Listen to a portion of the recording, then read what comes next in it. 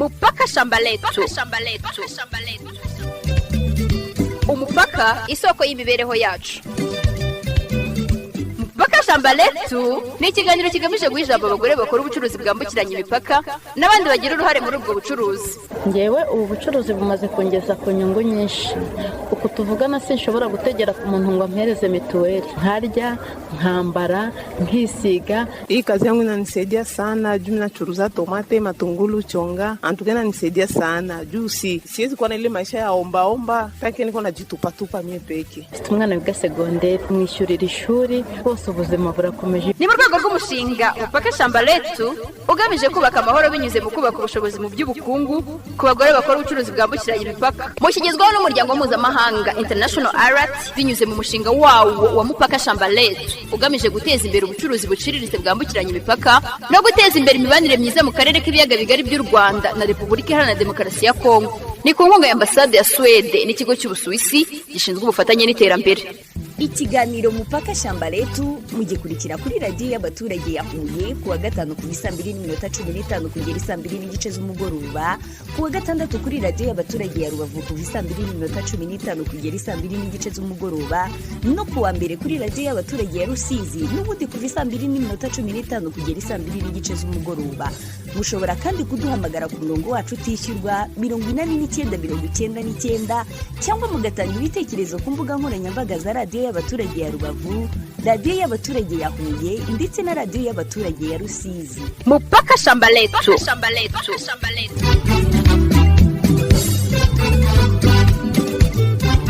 Turabasubije mwese abateze amatwi ikiganiro Mupaka shamba letu.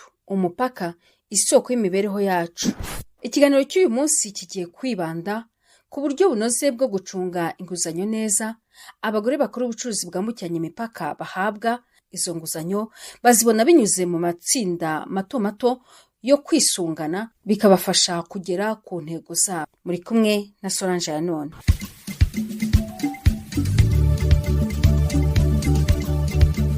Ni ikiganiro Mupaka shamba letu, umupaka isoko y'imibereho yacu. Mu gutangira iki kiganiro turaha ijambo abagore bakora ubucuruzi bwambukiranya imipaka mu karere ka Rubavu. Basobanura uburyo inguzanyo babona binyuze mu matsinda zahinduye ubucuruzi bwabo ariko kandi zikanahindura n'imibereho yabo. Mupaka shamba letu nayo iratuganiriza, twereka uburyo ibyiza by'amatsinda, itwereka ibyiza byo gukorera hamwe. Twumva koko ibiganiro baduhaye ni byiza cyane. Natwe dutangira kugenda tubiganiriza abagenzi bacu, noneho dutangira kuva mu bwigunge. Muri kwa kuva mu bwigunge urumva twahereye ku nguzanyo tuguza mu matsindi wacu. Twadufaranga duke twakoteje twahuraga buri wa gatandatu. Twadufaranga duke twakoteje mugenzi wacu akatuguza akongera mu gishoro. Kundi wa gatandatu ndakaguza gutyo. Ku mwaka twajya kurasa ku ntego ukamenya uti niba nkoteza 1,000 ku mwaka ni 52,000. Kuko umwaka ugizwe n'ibyumweru 52. Niba ari bya 52,000 ya mafaranga uko yagiye aguzwa n'iki harakanyungu kinji. Ubwo bibaho Mupaka shamba letu biza kuzarangira iduhuje na Rimo. Mupaka shamba letu imaze kuduhuza na Rimo, Rimo mu gika cya mbere. Amafaranga ya banki urumva nibwo bwa mbere nari ngiye muri banki nagombaga kuyatinya.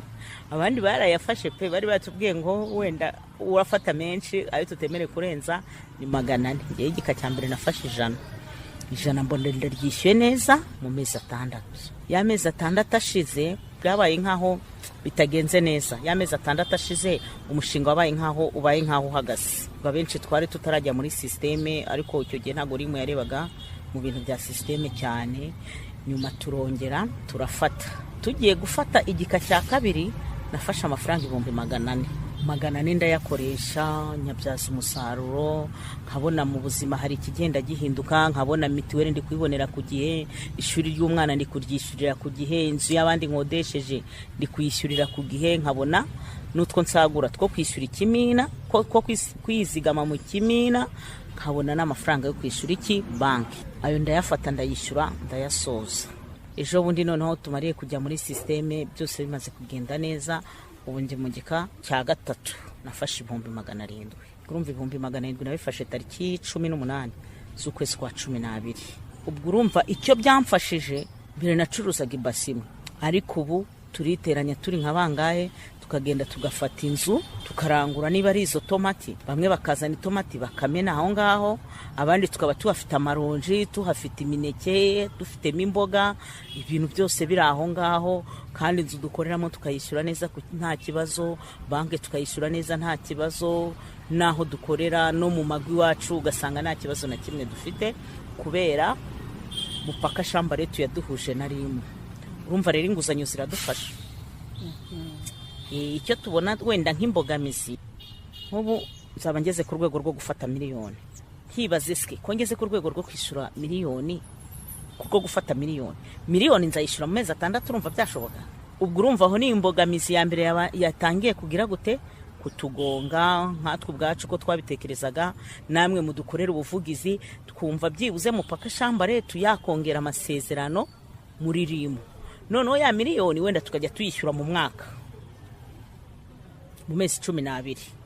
Turabizi ko inyungu yiyongera, ariko iby'inyungu ntacyo biba bidutwaye, kuko rega buriya n'ubundi inyungu ni yanjye kandi na banki ikeneye iki inyungu.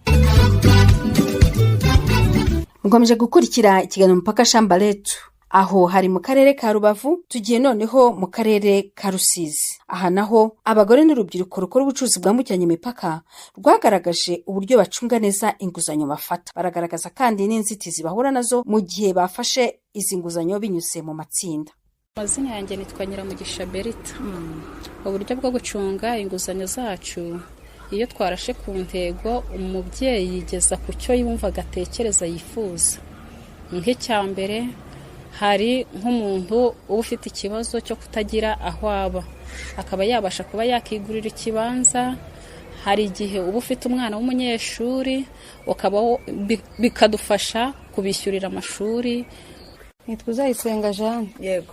Ubucuruzi buciriritse bwambukiranya imipaka. Imbogamizi duhura nazo ni abafata ari amafaranga ntibabashe kuyishyura, basanga turi gusiragira none n'ejo tujya kwishyuza kandi bitari ngombwa. Imbogamizi duhura nazo, ntitugira urubiko rw'aho twabika imboga zacu, imbuto zacu, amafu yacu. N'iyo imvura iguye akenshi hari igihe binyagirwa, ntaho kubyugamisha tugira.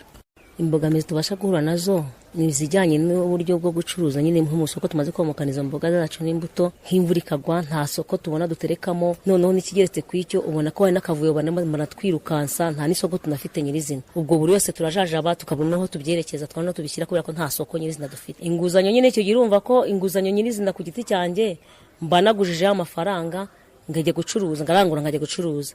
Noneho rero imbogamizi ngira, urumva yo naranguye nkajya gucuruza, nkaza kujajaba gutyo bya bintu bikarasi, mbona naho mbibitsa cyangwa se nkabona n'ukuntu mbicuruza ngo ngaruze ya nyungu, bigaragara ko nza guhomba muri ya inguzanyo abandi nkazayatanga wenda binduhije, na bene data bakagira imbogamizi za amafaranga yabo kwenda shaka kutanayabona. Yego, mugerageza rero gute gutsinda izo mbogamizi muhura nazo? Bitewe nuko nyine urumva ni hanze tuba turi mu gihugu cyo hanze, yo waje badukandamiza, ni ukuvuga ngo harimo abaza badusaba amafaranga ku rwego rwo kugira ngo twikure ngaho tunabwo guhombora ibyo twabonye, ayo badusonye turayatanga.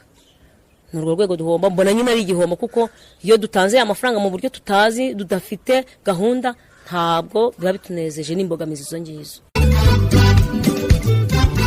Ni ikiganiro Mupaka Shambaretu mukomeje gukurikira. Tugiye noneho mu ntara y'Amajyepfo, aha ni ku mupaka w'Akanyaruho. Nabo bavuga uburyo inguzanyo babona zabafashije kunoza ubucuruzi bwabo ndetse no kubuteza imbere. Ni ukuvuga ngo inguzanyo niyo wayigujije, biba byiza kwikoresha icyo wayakiye, noneho wamara kwikoresha icyo wayishakiye, noneho rero ugacuruza, ukarangura, ukarya kuri ya nyungu, ariko cya gishoro kigahoraho. Ubishobora kuyishyura ya nguzanyo ko yatse, kandi ukagira gute na bya bikorwa byawe bigahoraho. Uko wongera inguzanyo ni nako ugenda ugira gute, naho ubwawe wumva ko ugenda uri gukora kandi ufunguka mu mutwe. Iyo nguzanyo yawe uko uyikoresha neza ni nguza ushobora kuyishyura. Imbogamizi ushobora guhura nazo ni nyinshi. Ni ukuvuga ngo umuntu afite uburyo bwiwe yenda azi cyangwa se yakuye ahandi, ushobora kuvuga ukibaza uti yenda nk'amafaranga nagujije yenda nzishyura aya n'aya mu gihe kingana gutya, ariko ntutekereze yuko hari aho ushobora kugera bya bintu waranguye bigahomba, icyo gihugu yo mu gihombo, ubwo nyine no kwishyura birakugora. Ubundi kugira ngo ducunge neza inguzanyo tuba twahawe, bya mbere ni ukubanza gutegura umushinga, noneho inguzanyo umuntu akayitwara azi neza icyo agiye kuyikoresha, noneho amafaranga agatangira akabyara inyungu bitewe n'umushinga yateguye uwo ari wo. Noneho ya mafaranga ntapfe ubusa, ntajye muri gahunda z'urugo zisanzwe, ahubwo akajya mu mushinga utangira kubara inyungu.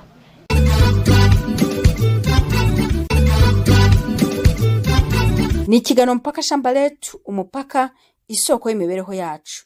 Remy Nsabimana ashinzwe ishami ry'ubucuruzi mu kigo cy'imari iciriritse RIM mu ishami rya Rubavu. Arasobanura ubufasha iki kigo giha abagore bakora ubucuruzi bwambukiranya imipaka, cyane cyane mu rwego rw'inguzanyo. Mbere yo kujya kubaha inguzanyo, ugomba kubanza kubigisha uburyo bacunga imishinga n'uburyo bacunga inguzanyo, tukabasobanurira ibyo bagomba gushoramo imari byemewe, ibitemewe bakabireka. Cyane kuri uno mupaka wa Kongo abenshi bakunda gukora ibintu byo gucora, tubasobanura ko bagomba kubivamo, ahubwo bakibumbira mu makoperative no mu matsinda, bakashaka ibyangombwa byemewe, ibyangombwa bakajya bambukiriza hamwe. Urugero, tugitangira bafataga abadamu, twasanze bambutsa ibicuruzwa byabo mu mabase bafite igishoro gito, ariko ubu ngubu abenshi bambutsa ku marifani bakibumbira hamwe bakambutsa ku marifani.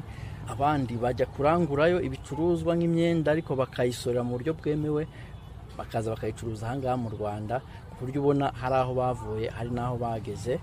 Urugero, nko mu nyungu bakuramo, abenshi twatangiranye, abenshi nta mazu bari bafite, ariko ubu ngubu hari abamaze kwiyubakira amazu, n'abari bafite amazu atameze neza barayakoze ubona hafite isuku. Hari abandi mu nyungu bakuramo ubona baroroye inkoko. Uvuga ngo uri mu kufatanye na Alert International binyuze mu mushinga wabo wa Mupaka Shamba Letu, hari gahunda yo guha abadamu cyangwa urubyiruko bakora ubucuruzi bwambukiranya imipaka, tukabaha inguzanyo ku buryo bworoshye ugereranyije n'abandi. Naba nk'urugero, inyungu tubaheraho iri hasi ugereranyije n'indi duhera ku bandi, n'abandi ntaga ari ndende, ariko ugereranyije n'abadamu n'urubyiruko bakora ubucuruzi bwambukiranya imipaka kuri no gahunda ya Mupaka Shamba Letu ari hasi cyane. Ikindi tubafasha, nta ngwate tubasaba. Ikindi, nk'amafaranga yo kwiga dosiye, nta kigo cy'imari na kimwe wajya gusabamo inguzanyo kudatanze amafaranga yo kwiga dosiye. Ahangaha amafaranga yo kwiga dosiye ntayahari. Ikindi, kuko haba hari dokima nyinshi tugomba kubasaba abandi basanzwe, ahangaho nta byinshi tubasaba, bigatuma dosiye zabo zihuta, ku buryo hagati y'ibyumweru bibiri batanze dosiye, inguzanyo baba bamaze kuyibona bakajya mu bikorwa byabo. Ni izihe ngamba mukoresha zitanga icyizere ko inguzanyo zikoreshwa mu buryo butanga umusaruro kandi burambye? Ingamba dukoresha, icya mbere tubanza kubahugura, tukabereka aho bagiye gushora, tukabereka ibyo bagomba gushoramo imari. Tubaha amahugurwa menshi. Mbere yo kubaha inguzanyo tubanza kubahugura uburyo bagomba gucunga amafaranga n'uburyo bagomba gucunga inguzanyo. RIM ifatanya na CIGP ni komisiyo y'ubutabera n'amahoro, turafatanya tukabahugura ku buryo ugereranyije n'abandi inguzanyo zikererwa ahangaha usanga ziri kuri zero kura abadamu n'urubyiruko bakora ubucuruzi bwambukiranya imipaka. Inguzanyo zikererwa usanga ziri kuri zero, ntago bakererwa kuko tuba twarabigishije, haba CIGP haba RIM, tugafatanya tukabigisha uburyo bagomba gucunga inguzanyo. Gusa hari ikindi tubigisha mbere na mbere, twe ikintu cyitwa ubwisungane magirirane. Bagomba kuba ari abantu baziranye, buri wese azi ibikorwa bya mugenzi we kandi ari ibikorwa byemewe, ku buryo kenshi tuba twizeye ko inguzanyo twatanze zagaruka. Ubundi kirazira gukoresha inguzanyo icyo utayisabiye.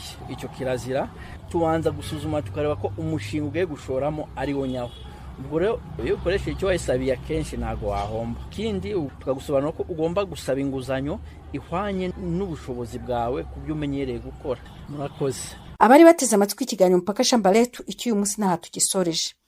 Mwumvise uko abagore ndetse n'urubyiruko rukora ubucuruzi bwambukiranya imipaka babona inguzanyo binyuze mu matsinda mato mato. Barifuza kandi ko ikigo cy'imari iciriritse RIM binyuze mu mushinga Mupaka Shamba Letu cyabafasha kikongera igihe bishyuramo inguzanyo bafashe, cyane cyane iyo bafashe inguzanyo nini. Ibi ngo byatuma boroherwa no kwishyura, bakanateza imbere ubucuruzi bwabo. Ndashimira cyane abagore n'urubyiruko rukora ubucuruzi bwambukiranya imipaka mwagize uruhare muri iki kiganiro. Ndashimira kandi Remy Nsabimana nawe wagize uruhare muri iki kiganiro. Shimira Jasmine Duhirwe, Christine Ndacyayisenga na Jeanne Uwamahoro bamfashije gutegura iki kiganiro. Njye na Solange aya none naho ubutaha. Mupaka shamba letu.